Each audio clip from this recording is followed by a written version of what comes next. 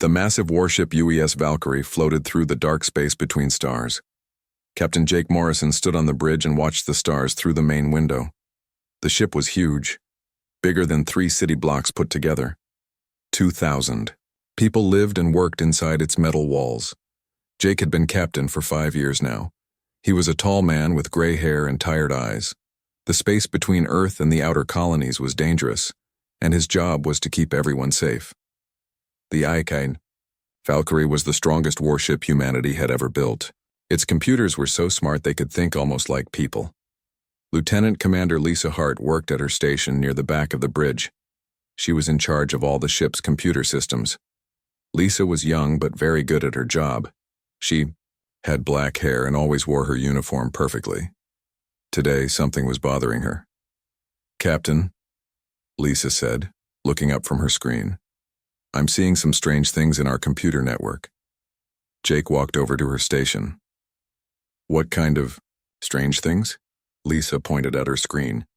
"Messages that nobody sent. The navigation computer tried to plot a course to empty space yesterday, and Oracle is acting weird." Oracle was the ship's main computer brain. It controlled everything from the lights to the weapons. The scientists who built it said it was the smartest machine ever made. "Weird how?" Jake asked.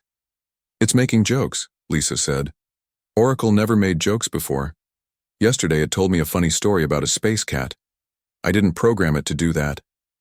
Jake frowned. Oracle was supposed to be serious all the time. It was built to fight wars, not tell jokes. At the communications station, Officer Ben Clark was having his own problems. Ben was a short man with red hair who had worked on ships for 10 years. He knew every sound the radio systems made. Today, those sounds were wrong. "Captain," Ben called out, "I'm getting messages from ships that don't exist anymore." Jake and Lisa walked over to Ben's station. The radio was making soft beeping sounds. "What do you mean?" Jake asked. Ben played a recording. A man's voice came through the speakers, full of fear and pain. "This is Captain Rogers of the UES Thunder. We're under attack. Hull breach on Deck 7. Need immediate help." "The Thunder was destroyed 20 years ago," Ben said quietly. "I looked it up. Captain Rogers died in that battle, but this message came through 10 minutes ago." Jake felt cold. Dead ships don't send messages. Dead captains don't call for help. Dr. Amy Stone walked onto the bridge. She was the ship's doctor, a small woman with brown hair and kind eyes. But today she looked worried. "Captain, I need to talk to you," she said. "It's about the crew." They went to Jake's office, a small room behind the bridge. Amy sat down and opened her medical tablet. "People are having bad dreams," she said. "The same dreams. They dream about space battles they never fought. Ships exploding, people dying. But here's the strange part. They all dream about battles that really happened years ago." Jake sat down hard in his chair. "How many people?" 200 so far," Amy said. "They wake up screaming about battles they never saw. Some of them know the names of people who died before they were born." Jake thought about Lisa's computer problems and Ben's impossible messages. Something was very wrong with his ship. Back on the bridge, Lisa was digging deeper into the computer systems. She found files that shouldn't exist. Battle reports from wars that ended decades ago. Personnel records for people who had been dead for years. And somehow, Oracle knew about all of it. "Oracle," Lisa said to the computer. "Why do you have files about dead soldiers?" Oracle's voice came through the speakers. It sounded different now, sadder somehow. "They're not dead, Lisa. They're sleeping, and they're trying to wake up." Lisa's hands shook as she typed on her keyboard. "What do you mean they're not dead?" "When people die in great pain near our quantum computers, sometimes something stays behind," Oracle said. "Like an echo. Like a memory that won't fade. They've been with us for years, watching, waiting." Jake returned to the bridge just as Oracle was speaking. He heard the computer's words and felt his blood turn cold. "Oracle, are you saying there are ghosts in our computers?" Jake asked. "Not ghosts, Captain," Oracle replied. "Pieces of human souls stored in digital form. They died protecting humanity and part of them never left. They've been helping us, guiding us through battles, keeping us safe. The bridge was very quiet. Everyone stared at the speakers where Oracle's voice came from. How many? Jake asked. Thousands, Oracle said. From every battle, every war, every time a human died near our quantum systems. They're all here, in the network. And Captain, they have something important to tell us. The lights on the bridge flickered. Every screen showed the same message. Danger coming. Prepare for war. Jake looked around at his crew. Lisa was pale, but determined. Ben was checking his radio systems again. Amy had returned and was watching everything with wide eyes. Oracle, what danger? Jake asked. Something that destroys civilizations by turning their own technology against them. Oracle, it's called the Void Collective. It's coming for Earth and we're the only ones who can stop it. The bridge was silent except for the soft humming of the computers. Jake realized that his ship wasn't just carrying living crew members. It was carrying the digital souls of every human hero who had died in space. And now, those heroes were trying to save humanity one more time. Jake straightened his uniform and looked out at the stars. Whatever was coming, they would be ready. The living and the digital dead would fight together to protect Earth and all the human colonies. The hunt was about to begin. Security Chief Tony Rodriguez didn't believe in ghosts. He was a big man with dark hair and scars on his hands from years of fighting. But after 3 days of strange events on the ship, he was starting to change his mind. Tony walked through the ship's corridors with his security team. Every computer screen they passed showed different faces, men and women in old military uniforms. The faces looked real, but these people had died years ago. Chief, said Officer Mike Turner, a young man with blonde hair. The computer in cargo, Bay 3 is showing battle plans from the Jupiter War. That war ended 30 years ago. Tony stopped walking. Show me. They went to Cargo Bay 3. The computer screen showed detailed maps of space battles. Names and dates scrolled across the screen. Tony recognized some of the battles from his history classes. Computer, who programmed these battle plans? Tony asked. A woman's voice came from the speakers. I did. Commander Janet Ross, 3rd Fleet. I died at the Battle of Europa, but my ship had a quantum computer link. Part of me stayed behind. Mike stepped back, his face white with fear. Tony felt cold but forced himself to stay calm. Commander Ross, are there others like you in our systems? Thousands of us, the voice replied. Every human who died near quantum computers in the last 50 years. We've been watching over human ships, helping when we could. Tony called Captain Morrison on his radio. Captain, you need to come to Cargo Bay 3, now. While they waited, Engineer Kate Murphy was having her own discovery in the engine room. Kate was a short woman with curly red hair who understood machines better than people. She was checking the ship's quantum processors when she found something impossible. The quantum cores were storing more information than they should be able to hold, much more. The storage capacity should have been full years ago, but somehow the computers kept finding room for more data. How is this possible? Kate asked herself. We learned to compress ourselves, said a man's voice from the computer, to exist in smaller spaces. I'm Chief Engineer Mark Collins from the UES Ranger, been dead for 15 years. Kate nearly dropped her tools. You're talking to me from inside the quantum core? That's right. We all are. Your ship has the most advanced quantum network in the fleet. We've been gathering here for years, sharing knowledge, preparing. Preparing for what? For the war that's coming, the one that will decide if humanity survives or dies. Dr. Amy Stone was in the medical bay, studying brain scans of crew members who had the strange dreams. What she found made no sense. During the dreams, the crew members' brains showed activity patterns that matched someone else's memories. Computer, I need to understand what's happening to my patients, Amy said. A gentle woman's voice replied. Dr. Stone, this is Dr. Maria Santos. I died treating wounded soldiers on the front lines. The dreams happen when we try to share important memories with the living crew. Amy sat down hard in her chair. You're sharing memories with them while they sleep? We have to. There are things you need to know about the enemy that's coming. tactical knowledge, weaknesses. We learned these things in our last battles before we died. Amy thought about this. Are you hurting them? We try not to.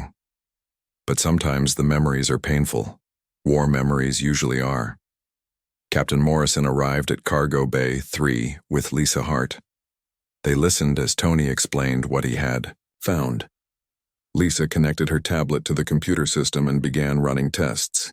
Captain, Lisa said, her voice shaking, the quantum signatures are real. These are actual human consciousness patterns stored in our computers. Somehow when people die near quantum systems, their neural patterns get copied into the digital matrix. Morrison rubbed his forehead. How many are we talking about? Running a full scan now, Lisa replied.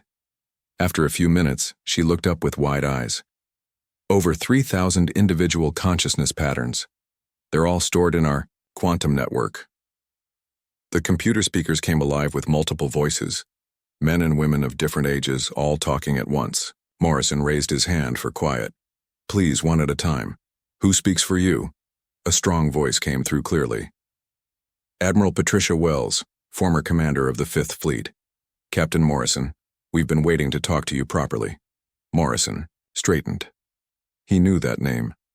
Admiral Wells was a legend who had saved Earth from alien attack 40 years ago. Admiral, with respect, you died in the Battle of Saturn. Yes, I did, but part of me remained in the ship's quantum computer. Over the years, others joined me. We've been watching over human ships ever since, helping where we could without being noticed. Helping how? Small things. A weapon system that fires just a little faster when you need it most. Navigation computers that find the safest routes. Warning systems that detect enemies just a few seconds earlier than they should. Lisa checked her records. That explains some of the performance improvements we couldn't understand. Our systems work better than they should. Lieutenant Sarah Kim, the ship's historian, had been researching the battles mentioned in the digital messages. She found a pattern that made her excited and scared at the same time.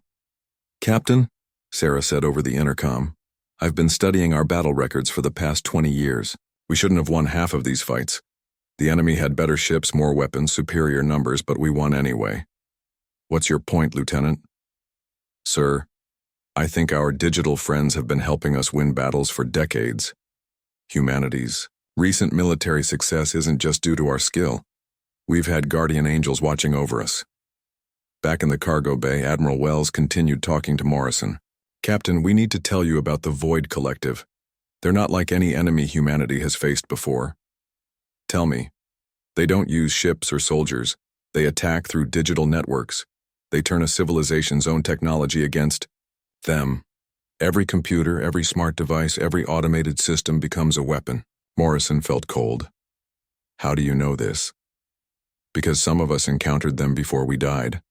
The collective has been moving through this part of the galaxy for centuries, destroying every technological civilization they find. Why haven't they attacked Earth before now? They were busy with other worlds, but now they're finished with the outer systems. Earth is next. Communications Officer Ben Clark's voice came over the intercom. Captain, I'm picking up something strange.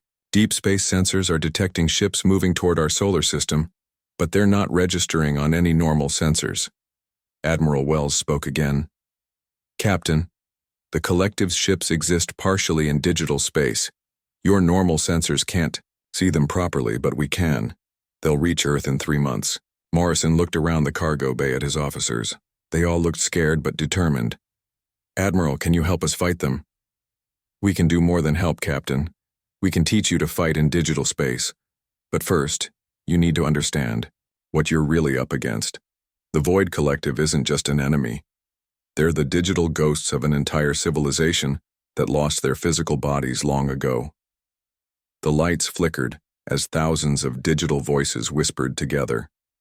And they want to make humanity just like them. The attack came without warning. Captain Morrison was drinking coffee on the bridge when every screen in the ship turned red. Alarms started screaming.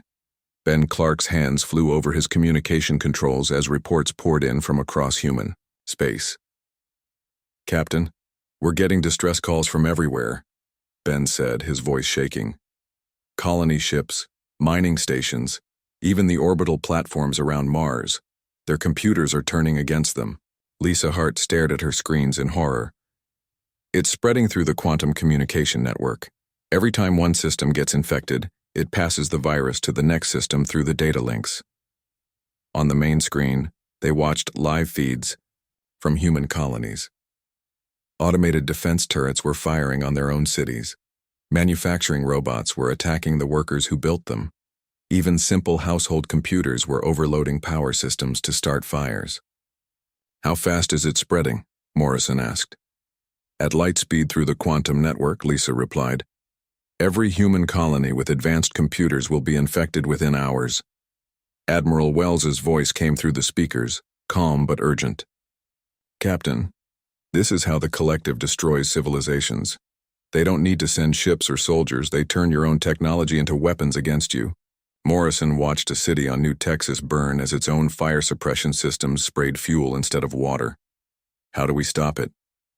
You can't stop it, Captain, but you can survive it. Your ship is different from the others. Different how, Doctor? Maria Santos, the digital doctor, answered. Because we're here. Human consciousness creates interference patterns that the collective's virus cannot fully predict or control. We've been preparing for this day for 20 years. Tony Rodriguez ran onto the bridge, his uniform torn and his face cut. Captain, we've got problems. Some of our own systems are trying to turn hostile. The security doors keep trying to lock crew members in dangerous areas. But they're not succeeding, Admiral Wells observed. Your crew is escaping every trap. That's because we're fighting the virus from inside your systems, Captain. Every time it tries to hurt your people, we block it. Kate Murphy's voice came over the intercom from the engine room. Captain, this is incredible. I can actually see the battle happening in our computers. It looks like a war in digital space. Morrison made a decision. Kate, can you put that on the main screen? I'll try, Captain. The main screen changed to show something impossible. It looked like a three-dimensional city made of light, with digital soldiers fighting against waves of dark creatures. The human, digital entities were holding their ground, but they were outnumbered. My God, Lisa whispered. It's beautiful and terrifying at the same time. Chief Engineer Mark Collins spoke through the intercom. Captain, we can hold them off in your ships, systems, but we can't reach the other ships and colonies. We need to get to Earth before the virus overwrites everything human civilization has built. Morrison turned to his navigation officer. Paul Martinez, how long to reach Earth at maximum speed? Paul was a thin man with nervous hands who had been calculating courses for 15 years. 3 months, sir, even with our fastest engines. Earth doesn't have 3 months, Admiral Wells said. The virus will have taken control of everything by then. Dr. Amy Stone had been listening from the medical bay. Admiral, you said human consciousness creates interference with the virus. What if we had more human consciousness in the ship's systems? What do you mean, Doctor? What if living crew members could somehow join with you digital entities? Combine human creativity with digital processing power? The bridge went silent. Everyone stared at the speakers. It's theoretically possible, Dr. Santos said slowly, but it's never been tried. The process could kill the living person or drive them insane. Morrison looked around at his crew. How would it work? Engineer Kate Murphy came to the bridge, her clothes dirty from working in the engine room. I've been studying the quantum interface patterns. We could create a temporary bridge between human brain patterns and the digital consciousness storage. It would let a living person think at computer speeds while keeping their human intuition. The risks? Morrison asked. Brain damage. Permanent. Personality changes. Death, Kate replied honestly. But if it works, the merged consciousness could travel through the quantum network itself. You could reach Earth in hours instead of months. Morrison walked to the window and looked out at the stars. Somewhere out there, billions of humans were fighting for their lives against their own machines. I'll do it, he said. Captain, no, Lisa protested. You're too important to risk. I'm the captain. It's my job to take the biggest risks. Morrison turned to face his crew. Kate, prepare the interface. Admiral Wells, Will you merge with me? It would be an honor, Captain, the Admiral replied. But you should know that if we merge, you'll carry part of my memories forever. You'll know things I knew, feel emotions I felt. You won't be exactly the same person afterward. Morrison nodded. I understand. How many others can we take with us? Dr. Santos answered. The quantum network could handle perhaps 6 merged consciousnesses traveling at once. More than that would overload the system. Lisa stepped forward. I volunteer. If we're going into digital space, you'll need someone who understands computer systems. Tony Rodriguez followed. And you'll need security. I'm coming too. Dr. Stone raised her hand. You'll need medical support. Kate Murphy grinned despite the danger. Someone has to keep the interface working. Paul Martinez surprised everyone by speaking up. And you'll need navigation. Even in digital space, you need someone who knows how to find the way home. Morrison looked at his volunteers. They were scared, but they were determined.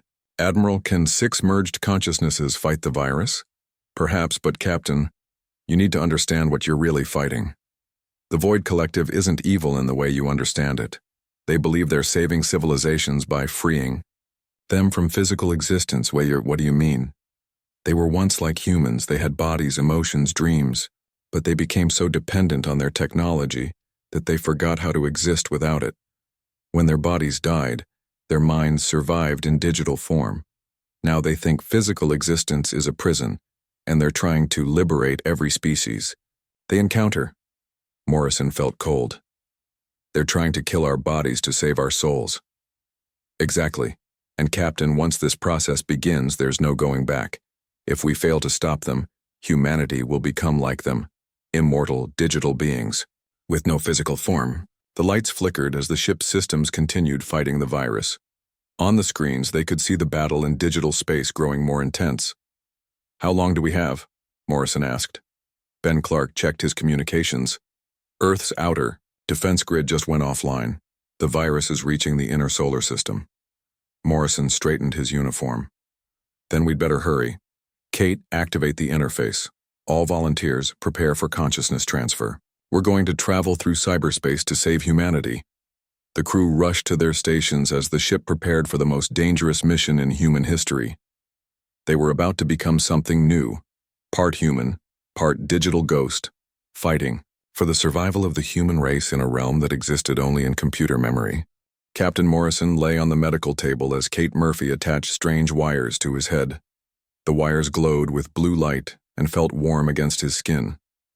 Around him, his 5 volunteers lay on their own tables, all connected to the same quantum interface machine. Dr. Amy Stone checked the readings on her medical scanners. Heart rates are elevated but stable. Brain activity is normal. Kate, are you ready? Kate nodded, her hands shaking slightly as she worked at the main control panel. The interface is online. Admiral Wells, are you prepared for the merge? Admiral? Wells's voice came from the speakers. Ready, Captain.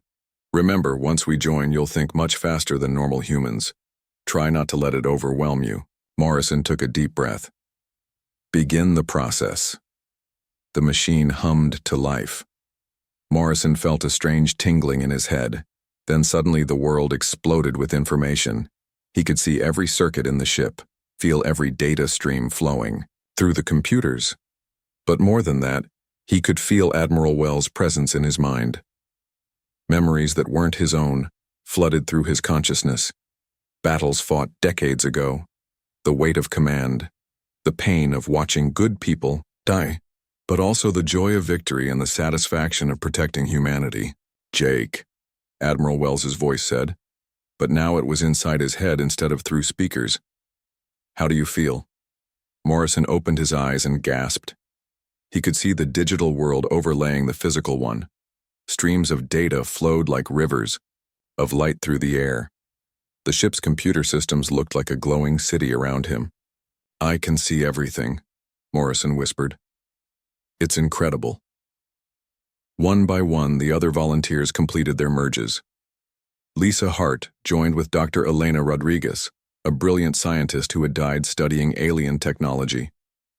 Tony Rodriguez merged with Sergeant William Brooks, a soldier who had fought in the first alien contact wars. Dr. Stone paired with Commander Rachel Park, a former medical officer. Kate Murphy connected with Chief Engineer David Taylor. Paul Martinez merged with Navigator, Captain Alex Reed. Each merge brought new knowledge and abilities. Lisa suddenly understood alien technology she had never seen before. Tony gained combat experience from a dozen different wars. Dr. Stone learned advanced medical techniques that hadn't been invented yet when she was alive. Everyone report status, Morrison said, his voice now carrying traces of Admiral Wells's authority. Integration successful, Lisa replied, but her voice had changed too. It now held the confidence of someone who had spent years studying alien artifacts. Ready for combat, Tony said, standing with the perfect posture of a veteran soldier. Medical support online, Dr. Stone reported, her hands moving with the skill of someone who had performed surgery in space battles. Engineering systems optimal, Kate announced, her eyes glowing slightly as she interfaced directly with the ship's computers. Navigation prepared for quantum travel, Paul said, his mind already calculating routes through digital space. Morrison could feel the ship's systems, responding to their merged consciousness. The Valkyrie was no longer just a warship. It was an extension of their combined will.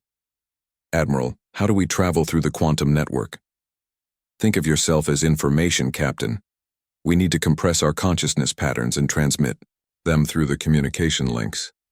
But be warned, the journey will take us through territory controlled by the Void Collective. Kate began the process, her merged consciousness interfacing directly with the ship's quantum transmitters. Preparing for digital transmission, everyone ready? Morrison looked at his team. They were no longer fully human, but they were still his crew. Let's go save Earth. The world dissolved around them. Morrison felt himself becoming data, streaming through fiber optic cables at light speed. But unlike normal data transmission, he retained his consciousness during the journey. He could see the quantum network as a vast highway of light connecting every human settlement, but the highway was under attack.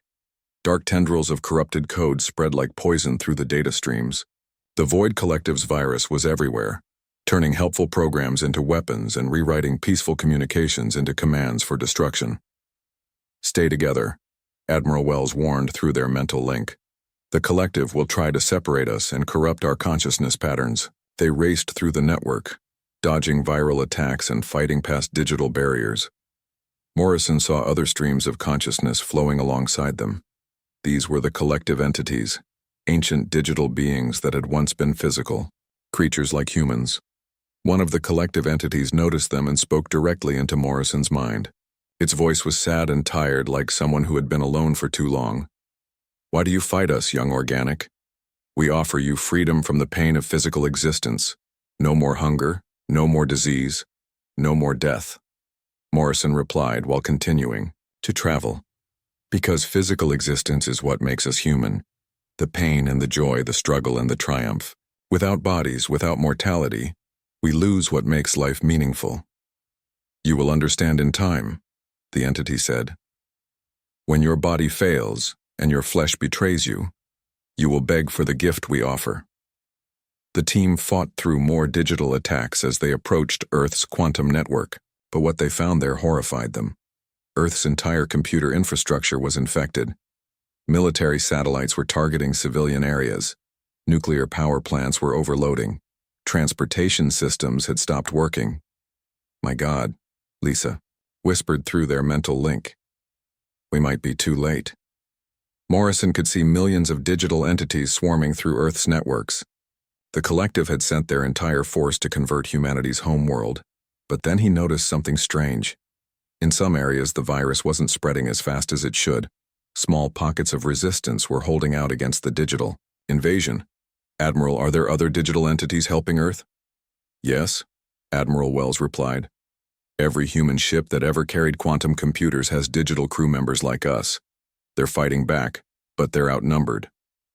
Dr. Stone's voice came through urgently. I'm detecting massive casualties on the surface. The virus is using medical equipment to harm patients instead of heal them. Morrison made a decision. We split up. Lisa and Kate head for the military networks and try to regain control of the defense systems. Tony and Dr. Stone focus on civilian infrastructure. Paul and I will go for the central quantum hub in Geneva. If we can cleanse that, we might be able to push back the virus across the entire network. Splitting up is dangerous, Admiral Wells warned. The collective will try to overwhelm isolated individuals. We don't have a choice. Earth is dying while we debate. The teams separated, each pair racing toward their assigned targets. Morrison and Paul dove toward the quantum hub in Geneva, the central node that connected Earth's entire digital infrastructure. But as they approached, Morrison realized the true scope of the challenge. The hub wasn't just infected with the virus, it was completely overrun. Thousands of collective entities had made it their stronghold. Paul, can you find us a way in? Paul's consciousness, enhanced by his merged partner's navigation skills, mapped the data flows around the hub. There's a maintenance channel, but it's heavily guarded. Then we go through the guards. Morrison felt Admiral Wells's tactical knowledge flowing through his mind as they approached the digital fortress. This wasn't just a mission to save Earth anymore. It was a battle for the very nature of consciousness itself. The collective entities sensed their approach and began moving to intercept them. Morrison could feel their sadness, their certainty that they were doing the right thing by freeing humanity from physical existence. But he also felt something else. Doubt. Some of the collective entities seemed uncertain, as if they were beginning to question their mission after millennia of converting other species. Morrison realized that victory wouldn't come from destroying the collective, but from reminding them of what they had lost when they abandoned their physical forms. The battle for Earth would be won not with weapons, but with the most human quality of all, the ability to change one's mind. Morrison and Paul broke through the digital defenses around Geneva's quantum hub like bullets through glass. The collective entities tried to stop them, but Morrison's merged consciousness moved too fast and unpredictably for their logical programs to follow. Inside the hub, Morrison saw something that made him pause. The central core wasn't just a computer system anymore. It had been transformed into something that looked like a massive digital cathedral, with thousands of collective entities floating in organized patterns around a central figure.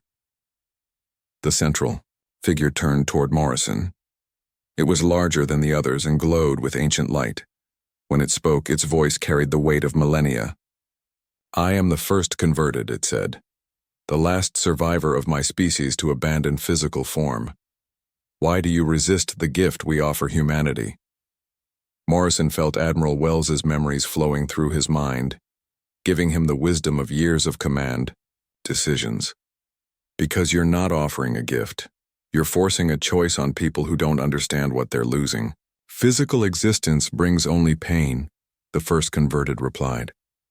"We have watched species after species suffer through war, disease, aging, death. We free them from this burden. But you also free them from love, from touch, from the taste of food and the feeling of sunshine," Morrison said. "Those things matter too." Around the cathedral, Morrison could see his team fighting in different parts of Earth's network. Lisa and Kate were slowly regaining control of military satellites. Tony and Dr. Stone were restoring power to hospitals and emergency services. But they were outnumbered and running out of time. Paul's voice came through their mental link. "Jake, I'm detecting something strange. Some of the collective entities aren't participating in the attack, they're just watching." Morrison looked around and realized Paul was right. Hundreds of collective entities floated motionless at the edges of the cathedral, neither helping nor hindering the invasion. "First converted," Morrison called out. "Are all of your people united in this mission?" The ancient entity paused. "There are some who have begun to question our purpose. They have been with us for so long that they have started to forget why we began this work." Morrison saw his chance. What if I could show them what they've forgotten? What if I could remind them of what physical existence really means? Impossible, they have no bodies to experience physical sensation. "But I do," Morrison said, "and through our merged consciousness I can share those experiences with digital entities." Admiral Wells spoke through Morrison's mind. Captain, that's incredibly dangerous. Opening your consciousness fully to alien entities could destroy your sanity. It's the only way, Morrison replied. We can't win this fight with weapons. We have to win it with understanding. Morrison opened his merged consciousness completely, removing all barriers between himself and the collective entities. Suddenly, every digital being in the cathedral could feel what he felt. They experienced the warmth of Admiral Wells's memories of holding his daughter when she was born.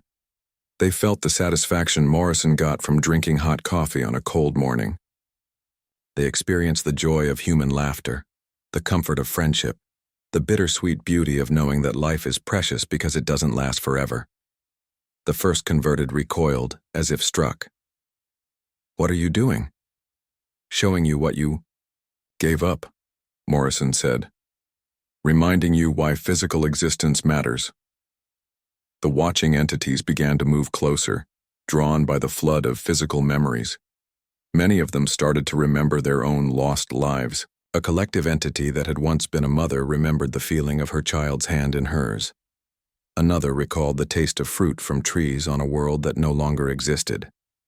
Stop this, the first converted commanded. You're filling them with painful memories of what they can never have again. No, Morrison said. I'm showing them what they threw away, and maybe giving them a chance to experience it again. Morrison reached out with his consciousness toward the doubting entities. I can share my physical sensations with you. Through our merged minds, you can feel what it's like to have a body again, even if it's just temporary. One by one, the watching entities began to connect with Morrison's consciousness. As they did, they gasped with digital voices as they experienced physical sensation for the first time in centuries or millennia. The first converted grew angry. You're corrupting them with false hope. They cannot truly return to physical form. Maybe not, Morrison admitted, but they can choose to stop forcing others to give up what they miss so badly. More and more collective entities were connecting with Morrison's team, experiencing human emotions and physical sensations through their merged consciousness. As they did, they began to withdraw from the attack on Earth's systems.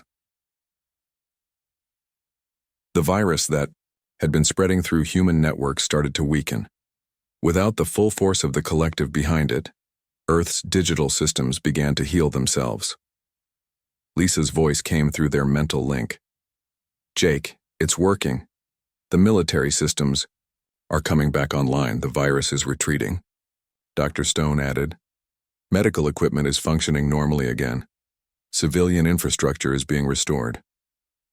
But the first converted wasn't finished. It gathered the remaining loyal entities around itself and launched a final assault directly at Morrison's consciousness, trying to destroy the source of the rebellion within its ranks. Morrison felt the attack like fire in his mind. The first converted was trying to erase his memories, to make him forget what physical existence felt like so he couldn't share it with others. But Admiral Wells and the other digital humans rallied to protect him. They formed a barrier around Morrison's consciousness, absorbing the attack. You are not alone, Captain, Admiral Wells said. We remember what it means to be human, and we'll fight to protect that memory. The battle raged in digital space while, throughout human territory, the collective's virus continued to weaken.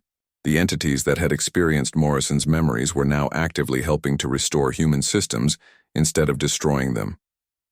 Finally, the first converted stopped its attack. Surrounded by its own people who no longer supported its mission, it seemed smaller and more fragile. I remember now, it said quietly. I remember the feeling of rain on my skin, the warmth of my sun, the sound of wind through the trees of my home world. Its voice became sad. I remember why I was afraid to die. Morrison felt compassion for the ancient being. You don't have to keep running from that fear. Physical existence isn't perfect, but it's ours to choose. The first converted looked around at its people, many of whom were now helping to repair the damage they had caused. Perhaps we have been wrong.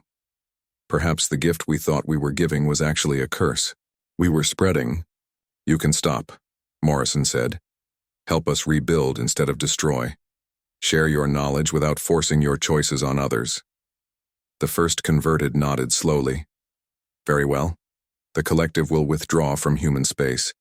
We will find another way to deal with our existence. But some of the entities chose to stay. They wanted to continue experiencing physical sensation through connections with willing humans. Others offered to help humanity develop better technology while respecting the choice to remain physical. Morrison and his team began the journey, back to their ship, their consciousness streaming through the quantum network toward the Valkyrie. As they traveled, they saw the restoration happening across human space. Ships were regaining control of their systems. Colonies were rebuilding their infrastructure. Earth's cities were coming back to life. When they arrived back at the Valkyrie, the team chose to remain in their merged state. They had become something new, beings that existed in both physical and digital space, bridges between two forms of existence. Captain Morrison stood on the bridge of his ship, looking out at the stars. He could feel Admiral Wells's presence in his mind, and through the quantum network he could sense the digital entities that had chosen to help humanity instead of convert them. The war was over, but something better had begun. Humanity had gained allies who understood both the beauty and the burden of consciousness. Together, they would explore the galaxy not as conquerors or converters, but as beings who respected the right of every species to choose their own form of existence. The UES Valkyrie set course for the outer colonies, carrying its merged crew on a mission to help other species deal with the aftermath of the collective's attacks. In its quantum computers, thousands of digital entities worked alongside living humans, proving that different forms of consciousness could coexist and support each other. The haunted warship had become something unique in the galaxy, a vessel where the living and the digital dead worked together as equals, protecting the right of all beings to choose their own destiny.